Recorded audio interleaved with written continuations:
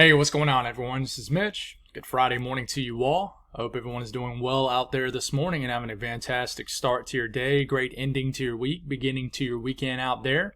Here to bring you the latest on what's going to happen weather-wise for your Friday. We'll speak on all of that. There's going to be another severe weather risk for today for basically the same areas, except there is a kind of another area we need to watch that has more of a higher end severe weather threat up in Kansas, and it's actually covering portions of eastern Colorado and southern Nebraska too. But some of the same areas like in Texas is going to run that same similar risk of severe weather as what they saw yesterday. Now we know that it did upgrade from that slight to that enhanced risk yesterday, I think late morning, and that could happen again today. If you're not very active in the weather community, then you might not have heard, but you know, we had a tornado that hit a family, destroyed their house. I think the town name was Hawley, Texas, but storm chaser Freddie McKinney saved this entire family and their pets. And who knows, if it was 30 minutes, 45 minutes later, we could have lost a life. So he saved an entire family. So props to him. Want to give him a shout out. His name is definitely being deemed a hero out there, and he certainly is. So if you don't know what I'm talking about, all you have to do is search the name Freddie McKinney and then Hawley, Texas, and you'll probably immediately see what I'm talking about. He was streaming and it showed the entire thing. Basically, house got hit by a tornado, I believe, and then he was right there at the perfect time, picked the family up, took them to the hospital, and from what I'm hearing, the family is fine, just injuries. So praying for you guys. But unfortunately, we have another threat of severe weather along that same area in Texas, a little bit positioned different, but in the same general area, you're going to run that risk of severe weather. So we're going to break that down, get detailed on that. After we talk about today's weather, of course, utilize those timestamps because we have more severe weather on the way throughout the weekend. But next Monday, going forward, things get really serious. We are speaking on the term of outbreak potential again. And I'm not trying to hype anything up. I'm just here to keep you guys aware on what's to come. This is, it seems like the plains kind of took a break there for several years. It seemed like it took backseat to the deep south, like Alabama, Mississippi, and those areas that were getting crazy tornado outbreaks and things like that. But, this spring, the deep south, the Gulf states, really didn't experience that typical severe weather season that we've been accustomed to over the last few years. But it seems like the plains are coming alive again. Notoriously known tornado alley. So we're going to break it down, get very detailed on that. So take advantage of those timestamps, jump ahead, and I'll break down the evolution and the pattern on what's going to potentially happen next week. If you guys have not subscribed, certainly consider doing that. Like the video if you like it. And if anybody has anything that I can pray about or pray over, as always, please put those in the comments below. So let's get rocking and rolling. So let's take a look at the radar, what's going on right now. All that energy from overnights and yesterday evening has pretty much moved off into eastern Texas, all the way into Arkansas. We even have some strong to severe storms out there right now, continuing to have some flash flood warnings. Eastern Texas continues to get a lot of rain. We got a lot of rain falling in areas of eastern Oklahoma. Big time area of storms just off the coastline here in southern Louisiana. A lot of rain across areas of the Midwest, Ohio Valley, the Mid-South, all the way up here into the Great Lakes region and even up into Canada. We have this area of low pressure that's spinning quite literally. You can see the spin along the U.S.-Canadian line. We have a lot of energy on the map that you can't really see, but that energy is going to pop up those strong to severe storms once again across northern sections of Texas, Kansas, Oklahoma, and this entire region. Now, we had a surprise yesterday. I wouldn't say it was a surprise. We did have a low-end tornado risk, but like Joplin, Missouri did see a weaker tornado. Storm chaser got it. And so it's just been wild. The weather has been absolutely wild. It's been very active. And so it continues to be active. We got some energy across the west, the Rockies. The eastern U.S., the immediate eastern states is quiet this morning, but that'll change, especially for the southeast, starting today for some people all the way through the weekend. So we continue to move forward here. Watches, warnings, advisories. I could see some of this getting upgraded to winter storm warnings across the Sierra Nevada, but we do have winter weather advisories up for areas of the higher elevations of like Colorado, not Colorado, California, southern Oregon. We got high wind warnings up here in Nevada, high wind watches up for some western sections here of Utah. And this is ahead of the next storm system that's going to bring all that severe weather opportunity next week. This is a pretty powerful storm system. We're really going to nerd out with you guys once again and really break down the specifics of this. There's going to be some 2-a-day videos over the weekend as we continue to try to figure out what's going to happen for next week. So we're going to continue to pump out this information, fine-tune the details, and tweak it as it comes. But some dense fog advisories across the Midwest. There is even fog out there where there is no dense fog advisories, but we got some dense fog advisories for the low country of South Carolina, Georgia. Flood watches continue for areas of Oklahoma, Louisiana, and Texas. So that's what's going on as far as watches and warnings. Excessive rainfall outlook. We do have that slight risk here in the yellow, which means there's at least a 15% chance of rainfall exceeding flash flood guidance within 25 miles in a given location. We got pockets of marginal risk also. A lot of rain will continue to fall, and we already have right now out there right now those flash flood warnings. We will continue to see them probably throughout the day today, all the way into the overnight hours into tomorrow morning as rounds of storms continue just to move over the same region. So the Storm Prediction Center for today, as of right now, right at this moment, as around 6:30 Eastern Time, we got a bimodal slight risk setup, which means we do have a slight risk for areas, pretty much all of western Kansas, southern sections of Nebraska, very small section of eastern Colorado, and then we have a slight risk down here for some of the same similar regions. It's positioned a little bit further southwest, a little bit deeper into Texas, as far as deeper west into Texas, Abilene, Lubbock. You guys are included in this. I believe the town that they got hit last night was just north of Abilene, but you guys correct me if I'm wrong. I might be. But we do have the marginal risk that extends, all the way from Nebraska, southwest Iowa, northwest Missouri, all the way down to southern sections of Texas. So what is this driven off of? Once again, we do have that 5% risk of a tornado within 25 miles in a given location in this brown area. 2% risk, though. You cannot ignore this. Just because it's what seems like a very small 2% risk. Don't ignore this up in Kansas, Nebraska, even eastern Colorado. And then the 2% risk stretches all the way down into a large portion of Texas. So are we going to get the upgrade to a 10% risk? I doubt it because confidence just isn't there. But you saw what happened yesterday with the 5% risk. We had stovepipe tornadoes that were destructive tornadoes. And I think yesterday was a great example of just because you run the risk of tornadoes in a lesser populated area, that doesn't mean that somebody isn't going to get hit by a tornado. We saw that yesterday in Texas, so keep your guard up, be aware. And we're lucky, to have the people out there that do keep us aware, like the storm chasers, because, of course, we know storm chasers because I'm one. I wouldn't call me a full-time by any means, or I'd be out there right now and not on this video. But, they do a great job keeping people aware and alert, too. And, some of them are certified and helping in situations. And, we saw last night one of them saved an entire family. So 2 slight risks up, and this is also driven off wind. In fact, it is driven off wind. We have 2 areas to watch for a 15% risk of winds exceeding in the yellow area, 55 to 60 miles per hour. So we'll watch out for damaging winds, and then we'll look at hail. This is also driven off hail. All right, 15% risk down here, 15% risk up here of 1 inch in diameter or larger hail within 25 miles in a given location. The difference between these two is you also have a hatched region over this entire southern yellow area down here, which means you also have a 10% risk of significant hail, which is 2 inch in diameter or larger, so be aware of that. So we're going to break down this in detail, just like we always do, but let's go on and break down everybody else first, the southeast, northeast, and then we'll get down to the south central U.S. But I will mention today, a large area of the southeast runs the risk of thunderstorms. Some people are already seeing it right now, but let's go on and just take it all the way to about 1 to 2 p.m. You got thunderstorms up here in Kentucky, scattered about. Not everybody's going to see them. Scattered and smothered. There you go, Waffle House. Some downpours, showers in the western North Carolina. The western Carolinas are probably going to have an opportunity to see it. Everybody. Northern Alabama, you're seeing it. Louisiana back here, scattered downpours everywhere. And then we start to get into about 5, 6 p.m. heading home from work. We got some storms here in Kentucky. Tennessee, if you hear what sounds like a booming in the background, it's because my dog's scratching himself, and he loves to shake the entire house when he does so. So there's that.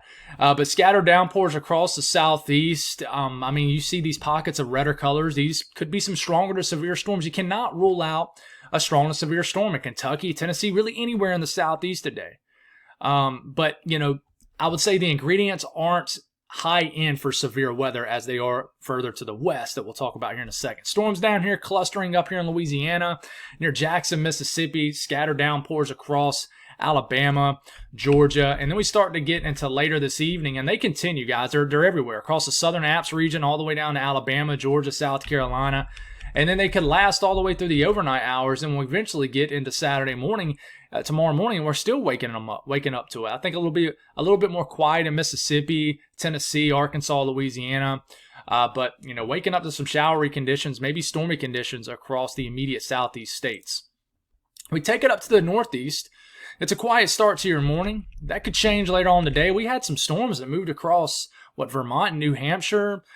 We had some hail reported in Boston yesterday. So definitely a stormy afternoon for some select few people out there. But we get into the afternoon hours. There's those storms in Kentucky I mentioned. Southern Ohio getting some showers and storms. Some storms are possible here in lower Michigan. A lot of moist air up here.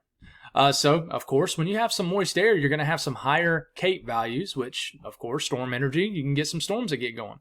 But this is really driven off a weaker system, little 1013 millibar low based off the HRRR model, riding through areas of western PA. Some showers drifting through areas of West Virginia, so around 4 to 5 p.m. And we keep this going. By the time we get to about 8, 9 p.m., we maybe even got some storm action. And definitely at least some moderate to heavy rain across western Maryland, West Virginia, western PA. Some storms still maybe ongoing here in southern Ohio. And then we got some rain trying to scoot into areas of New York State, but it could kind of dwindle away, if you will. Scattered downpours across the Delmarva region, the mid-Atlantic down here. So there's a lot of little smaller things going on, but we wake up Saturday morning. I think most of the Northeast will be relatively calm, but we could wake up to some showers, maybe some heavier pockets of rain across northern West Virginia, basically the mid-Atlantic region. Certainly possible, maybe just some light rain, just a damp start. All right, this is when it starts to get active, and it has been active in this area of the country for quite some time now, it seems like. But we start this morning. All right, we're obviously dealing with those storms down here that we mentioned here in Texas, Louisiana, southern Louisiana. We're immediately going to get more showers and storms that develops, basically probably leftover boundaries right in here. So, I mean, this is like lunchtime, central time. Already more storms firing here in northern Louisiana, eastern Texas, just saturated areas. We got a lot going on at this point. We got a lot of showers and storms. And, guys, these could produce severe weather. And then we got some supercells forming in northern Mexico. And then we keep this going, and there's the explosion of storms here in western and west central Texas. At the same time, you do got storms forming and developing here in central and eastern Texas. I mean, anybody could see it, especially right into here. All right, and then you keep these going, and I'm going to zoom into this. I know I'm kind of flying through this quicker than I normally do. Well, not really. I always take that broad look first, but I'm going to zoom into Texas, Oklahoma, and Kansas and areas of Nebraska here in a second. But you see this huge cluster of storms. You see these storms up here too. Both of these areas have slight risk right in here too. Small risk of tornadoes, some that could be strong, very large hail risk, and a damaging wind threat. And you continue to keep this trailing off here. And look at these storms cruising through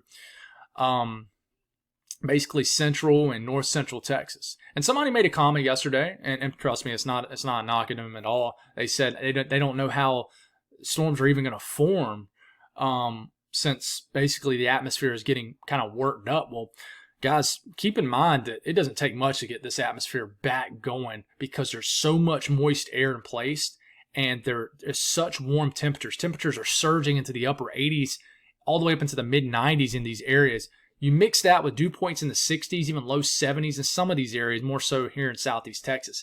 Your atmosphere recovers so fast in this area when you have those kind of ingredients. Plus, your lapse rates. Remember, desert dry air nearby, cold air aloft nearby because the southern Rockies are closer. So you have colder air aloft. And that's one thing I don't talk about as much. This helps aid in a spike in Cape values.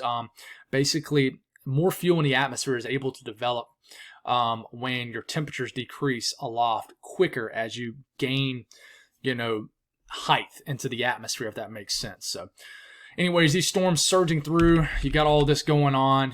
2 clusters of storms, one down here after midnight tonight to the wee hours of the morning. One large one up here in Kansas, extending all the way into areas of Nebraska, Iowa. And then waking up tomorrow morning, once again, a cluster of storms somewhere in eastern, southeastern Texas. Maybe a line of storms. And remember, the HRRR model was not perfect. We saw that a couple days ago. It did well with the convection yesterday, but the day before it did not, especially in Oklahoma. So, just note, if we went through every single short range model, we would spend about an hour on these videos. We don't want to do that.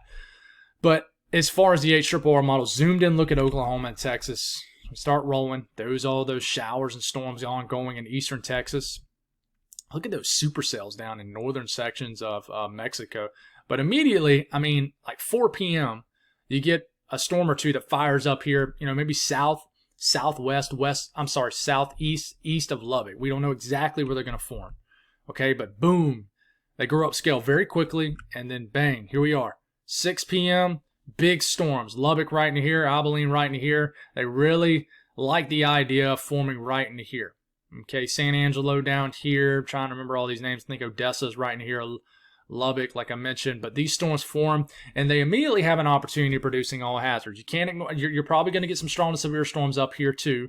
Just I would say, very much more isolated, more of a conditional risk up here in Oklahoma. But just note that if you live in western Oklahoma, central Oklahoma, you have the risk of strong to severe storms, even around the Dallas-Fort Worth area. But you work your way a little bit further west here in Texas, yeah.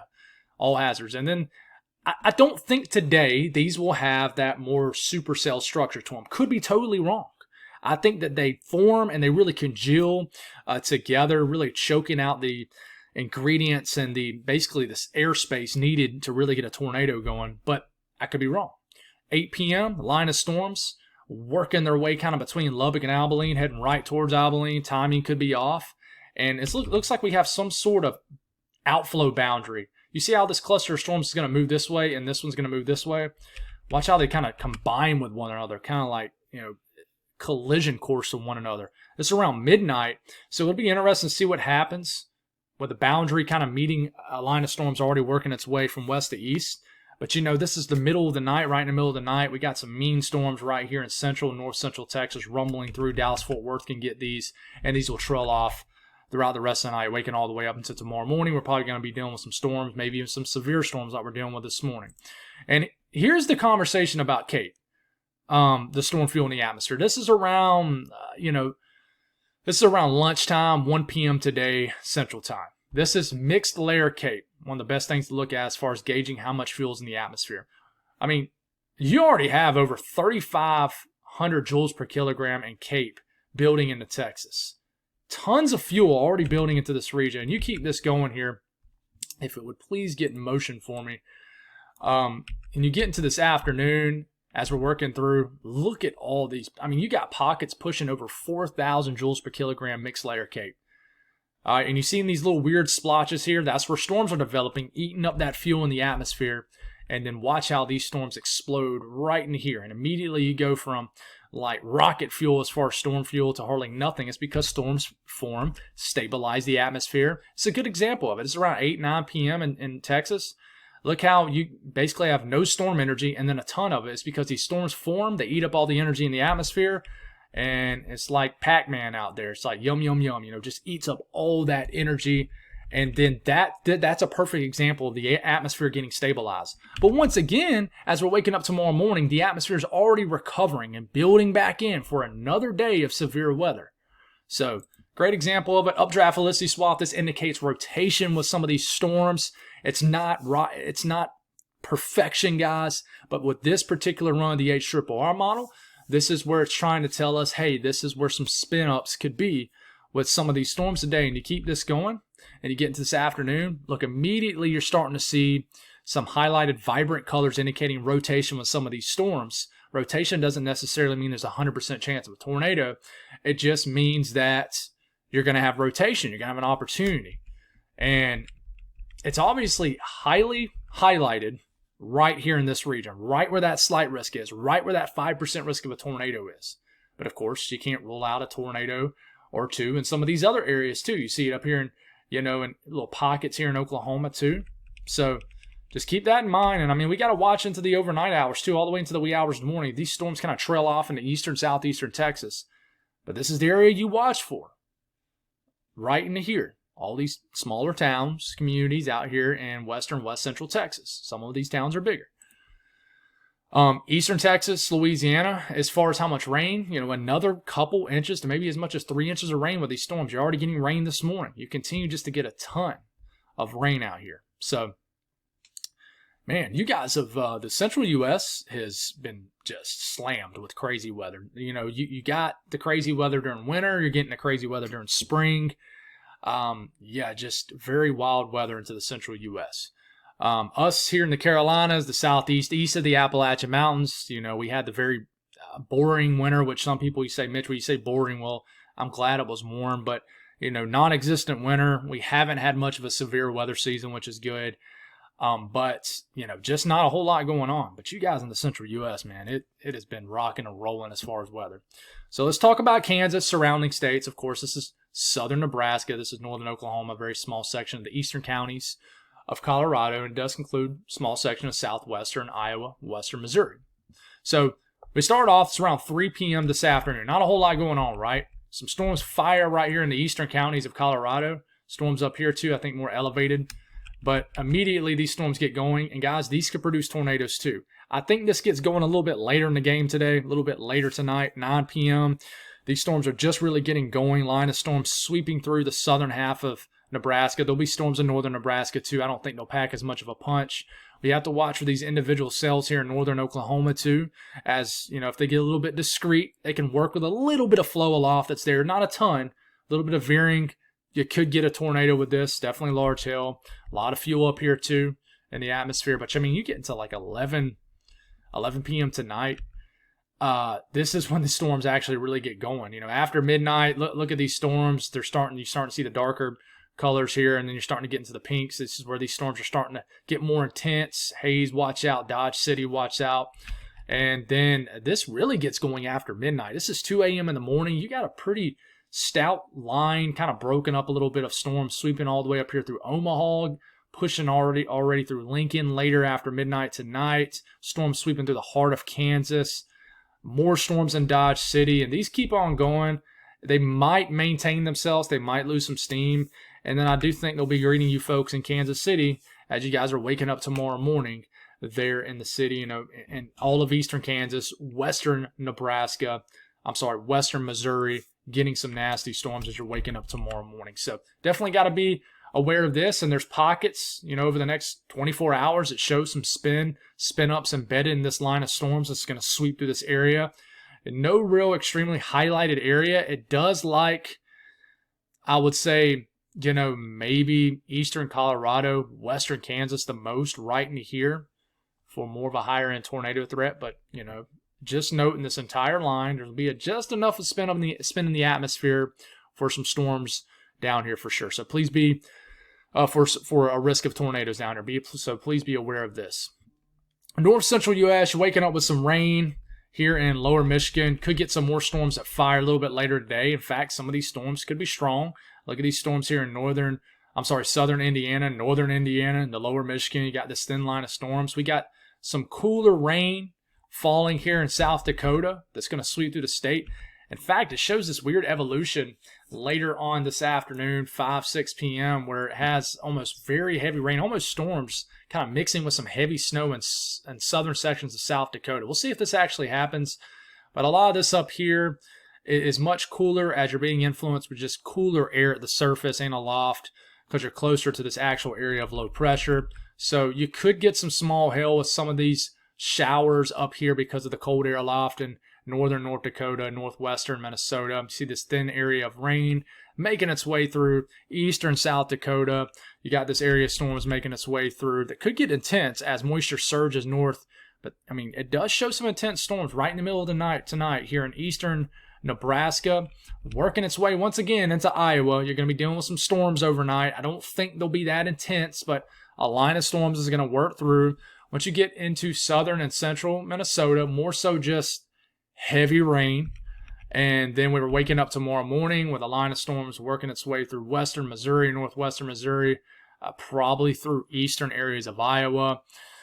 And then you got an area of heavy rain making its way through western Wisconsin, and it's raining pretty good up here in in eastern Minnesota, northeastern Minnesota. So work our way out west.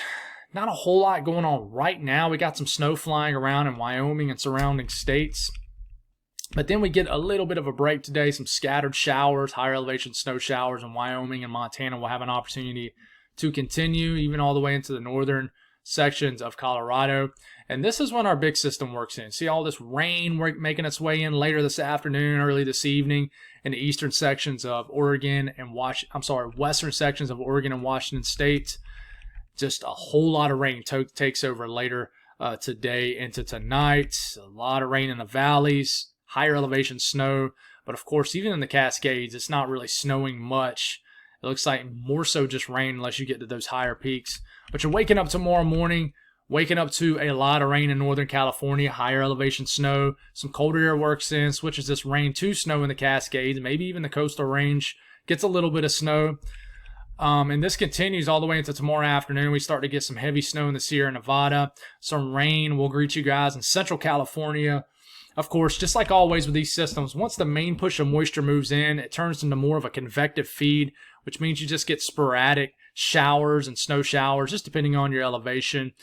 But definitely some snow in the Sierra Nevada. And as we are getting all the way into our overnight Saturday into Sunday, some of this moisture could eventually make its way into Southern California, and we'll have to watch. But between now and Sunday morning, next, 48 hours, a lot of precipitation could fall in western sections of Washington State, especially southwestern, and then western sections of Oregon, and then, the northern half of California, basically. But some of this, of course, will be snow, and this is snowfall just between now and basically the weekend, I would say.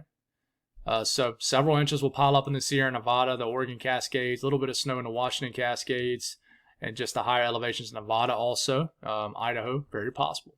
Temperatures today, Boston's going to get robbed. A day where you're going to get some, onshore flow. This is going to bring the colder temperatures of the ocean.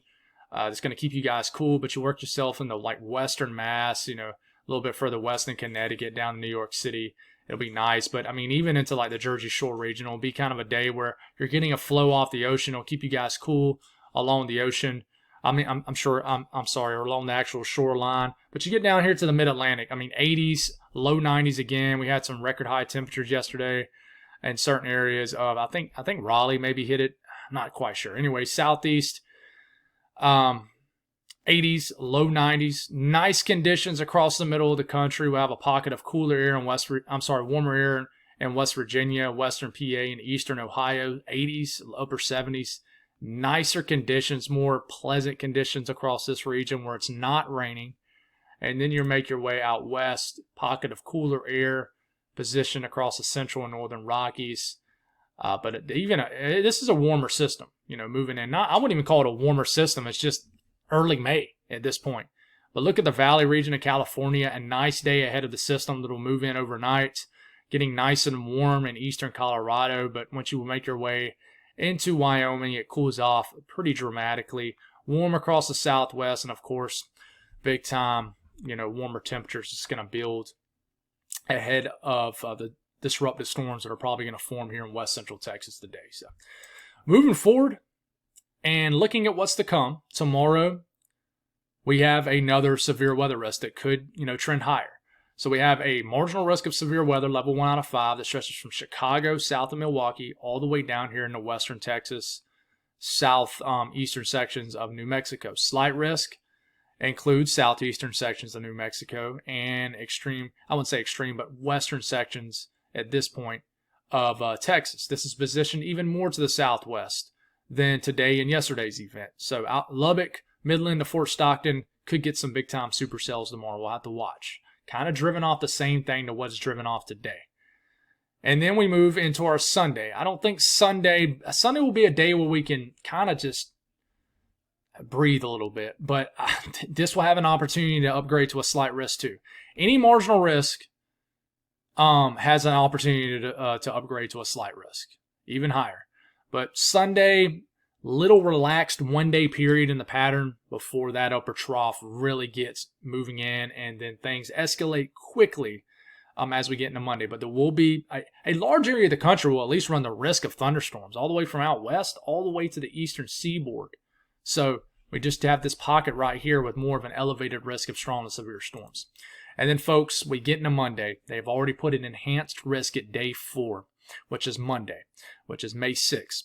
That means there's a level 3 out of 5 risk already 4 days out for the heart of Kansas, small section of southern Nebraska, small section of northern Oklahoma. And then we got a slight risk that extends all the way up to the Nebraska-South Dakota line, all the way down into northern Texas. And, this, of course, enhanced risk includes like Wichita, surrounding regions, slight risk, level 2 out of 5, Oklahoma City, Tulsa, Norman, Wichita Falls, Lincoln, Omaha. So, yeah, it's coming again. And what's wild is, and we're going to break this down, day 5. They now have a slight risk for day 5. This is Tuesday, level 2 out of 5 risk. This will probably upgrade to an enhanced risk too at some point over the next few days. So you got a level 2 out of 5 risk of severe weather from extreme southern Wisconsin all the way through areas of, Missouri, all of Illinois, areas of Indiana, extreme western Tennessee and Kentucky, all the way down to the Texarkana region. Driven off the same thing. And then day 6, this trough becomes zonal, and we'll talk exactly about what that means here in a second. But the severe risk really shunts back to the south and southwest. But once again, some of the same similar areas that's been dealing with severe weather will deal with it again, all the way from like Columbia, Missouri, all the way down to the heart of Texas. Little Rock, Arkansas, Springfield, Tulsa, Oklahoma City, might as well say, Dallas, Fort Worth, Waco, Shreveport, all these areas already for next Wednesday have a slight risk of severe weather. Level 2 out of 5. So what is this driven off of? The orange area, the red area, that's higher pressure, more stable, calmer conditions, typically associated with above average temperatures. Not always, but in this case, it probably is. The blue, lower pressure, typically associated with stormy conditions, some kind of storm system. We call it an upper trough of low pressure, a storm system, whatever you want to call it. This brings unsettled weather, and typically you have a surface cold front attached to it. But watch what happens. So we're watching this. This is our big system, right? This is Saturday afternoon, 21Z Saturday. That stands for pretty much just say Saturday afternoon. Watch as this blue blob right here starts to make its way across the western U.S. We start to get into Sunday. It's already right here. We're already seeing the effects of this. All right, this is probably already bringing in some flow aloft right over this region and already probably yanking in because of this flow at the base of this trough. Remember, flow around these lower pressures go like this. So this is already yanking in probably more low-level moisture that's already in place. So it's just increasing that moist sector. So this is Sunday afternoon, and then you get into Monday morning. Watch how this upper trough, watch how it goes like how it is right here Sunday midday. It's kind of positioned down, right? And then it tilts that way and starts to position like this. This is when it starts to position like that. Let's go on and just put this back in motion. Watch how it begins to tilt like that. When it begins to position like this, this is what we call a negatively tilted trough. When troughs like this, blue areas like this you see on your map begins to tilt, I guess, to my right. But tilt, I guess you would say eastward. Tilt this way, tilt in this direction. It's what we call a negatively tilted trough. It means we have a strengthening storm system.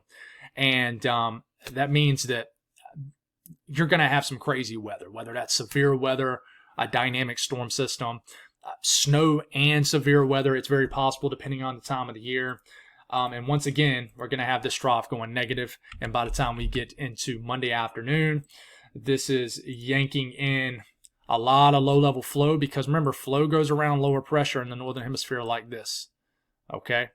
Of course, you have this kind of elongated area of lower pressure back to the northwest, but in general, this is the way flow is going like that. So, of course, the flow's coming in like this and then coming in northward. So this is yanking in low-level moisture already over a very moist air mass that's probably, over this entire region right into here. So it's only enhancing that low-level moisture, that higher humidity, which is a thermodynamic supporter for severe weather. At the same time, you have a mid-level jet at the base, the southeast area of this trough that's moving over this very moist air mass. I'm going to show you all this here in a second and what it looks like as far as the moisture in the wind flow aloft. So this is creating lift for thunderstorms, kinematics, all right, your kinematics over your thermodynamics. So it's causing a massive area of overlapping ingredients that support severe weather is what I'm trying to say. Okay, so you're going to get this back off, and what I want you to watch with this area in blue and what it does over the next couple days, next week, as we get into Tuesday afternoon, this really just amplifies, becomes larger.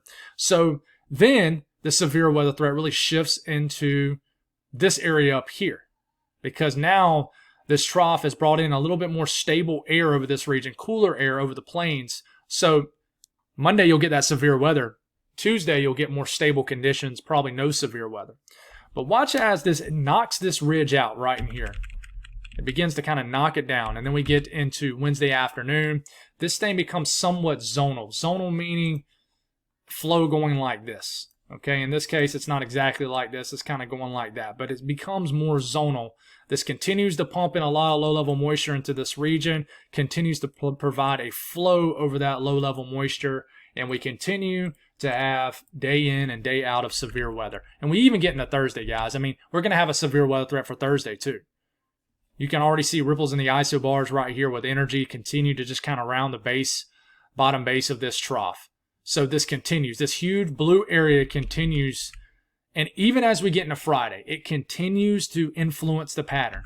We take it all the way out into next weekend, and it's still around. And this is probably actually going to provide a big cool down for the eastern U.S. for next weekend.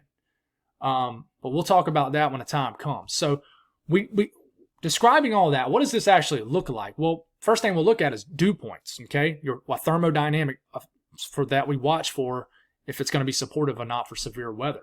So we look at these dew points. One thing I'll note is already Sunday afternoon, which isn't probably going to be a big severe weather day, we already have dew points into the 60s, stretching all the way up into the Midwest, Ohio Valley. I mean, even upper 60s, low 70s. So when you get dew points above 60, you really get an atmosphere thermodynamic-wise that supports severe weather, a lot of moisture in the atmosphere. Okay, you need other ingredients too, and we'll have those. So, we start to move. Let's go on and move into Monday afternoon, which is going to be a big severe weather day. Look at this tongue of moisture going all the way up into the Dakotas, into the low 60s. This is why, and you got a dry line setting up. Upper trough moving in, dry line setting up. Dew points well into the 60s, all the way up into the north central U.S. Tons of moisture hanging out over here, but you don't have a lot of flow to get storms going. Could get storms, but they're not going to be severe. Over here, we're going to talk about the kinematics. You're going to get a belt of mid-level flow and a low-level jet, depending on where the surface low is, right over this region. Going to provide a lot of lift and just a driver for severe weather. And then we start to move into our Tuesday afternoon. Look at the dew points into the low 70s in eastern Texas, Louisiana, Arkansas, surrounding states. And then we got dew points into the upper 60s, all the way up into Illinois, southern sections of Wisconsin. But you notice you go from very unstable atmosphere, very moist air atmosphere here across the plains, to all of a sudden you got dew points like in the 30s and 20s, which do not support severe weather. So it's really a big one day, I think, across the plains, which will be Monday. I think this shifts to the east and then buckles down to the south as you start to get into your Wednesday. And then, speaking of Wednesday, here it is. This is next Wednesday, based off the European model. You notice upper trough becomes zonal. This kind of cuts off the moisture up here in the Ohio Valley. This could be a little bit further north, a little bit further south than what it's showing. And then really all the moist air is confined to, I would say, more so the southern states, kind of the mid-south, portions of the Ohio Valley point south. And, of course, you got dew points like in the low to mid-70s. This is extremely tropical air, very moist air mass down here. And, I mean, this continues, guys. I mean, we can extend this all the way out into this is like next Thursday evening. Just very moist air. It continues. We can continue to keep going, but it starts to get a little bit far out at that point. And because you have so much moist air in the atmosphere, you're going to have higher Kate levels. So Sunday, getting into Monday, look at this rocket fuel here, extending here over 2,000, 2,500 joules per kilogram, extending all the way up into Kansas. And I remember, I mean, you don't even need it that high, but it will be that high. Tons of fuel in the atmosphere down to Texas. And then we start to make our way into Tuesday. Here it is. Atmosphere stabilizes across the plains. I mean, we have tons of fuel in the atmosphere. Cape levels certainly supportive enough for severe weather across the Midwest. Indiana, Kentucky, Tennessee, Arkansas, definitely Missouri. I've already said Illinois. And then I want you to watch how the Cape Valley is really cut off for certain areas up into here. And then all the energy really stays confined to the south. The southern states, of course, Missouri, not too far south. But this is why Wednesday you already have, a slight risk. It's because you got tons of fuel, moist air, and you're going to have the atmospheric players for severe weather. And this continues into Thursday and Friday, guys. But the big player into this, the next thing you look at is kinematics, and then we'll wrap this video up. Okay, you're going to have a mid to low level flow over this massive wind moist sector for days on end. So, you can have all this humidity, the moist level at the surface until the cows come home, but do you have any flow to really drive the severe weather threat, to really get these storms going? And you will have that. This is the mid-level jet, 50, 60 knot mid-level jet right over the plains as this trough ejects. You will have that certainly there Monday for a period. Okay, so you only have kind of a one-day period, what I think, across the central plains where your moisture levels, your thermodynamics, and your kinematics, your wind flow aloft, at the surface, etc., overlap one another, kind of work together. But then, as we start to move into Tuesday, we take it all the way to Tuesday afternoon, this trough becomes zonal. Your flow really starts to shift, maximize up here into areas of the Midwest, the central Mississippi Valley, and then even down here in Oklahoma. And this is where you still have a lot of moist air right in here that I just showed you. Okay, and then, it jumped ahead for me. And then we look at, of course, Wednesday, and this is where we'll stop. Wednesday afternoon, see how it goes zonal, more west to east.